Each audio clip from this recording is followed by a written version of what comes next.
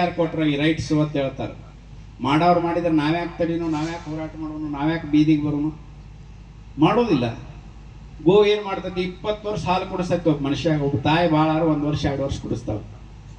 20 ವರ್ಷ ಹಾಲು ಕುಡಿಸ್ತೈತಿ, ಗಂಜಲ ಕೊಡ್ತೈತಿ, ಗೋಮೂತ್ರ ಕೊಡ್ತೈತಿ, ಗವ್ಯ ಕೊಡ್ತೈತಿ, ಪಂಚಗವ್ಯ ಕೊಡ್ತೈತಿ, ಎಲ್ಲ ಕೊಡ್ತೈತಿ. ಮರ ಆಕಳ ಕೊಡ್ತೈತಿ, ಗೋರಿ ಕೊಡ್ತೈತಿ, ಎತ್ತ ಕೊಡ್ತೈತಿ, ಸಗಣಿ ಕೊಡ್ತೈತಿ. ಆ ಸಗಣಿಯಿಂದ ಇವತ್ತಿ ಮಾಡಿ ಹಚ್ಕೋತೀವಿ. ಹಾಲು, ತುಪ್ಪ, ಮೊಸರ, ಬೆಣ್ಣೆ ಎಲ್ಲ ತಿಂತೀವಿ.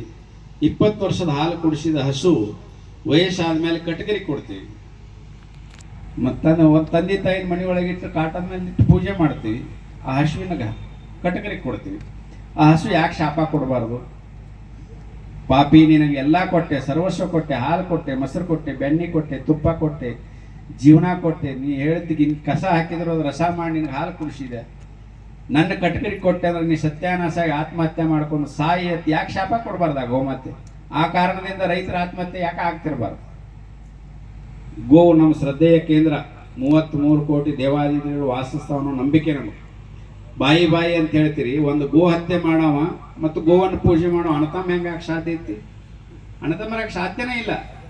ಯಾವಾಗ ಆಗ್ಬೇಕಂದ್ರೆ ಅವ್ರು ಸರಿ ಆಗ್ಬೇಕಿಲ್ಲ, ನಾವು ಸರಿ ಆಗ್ಬೇಕು.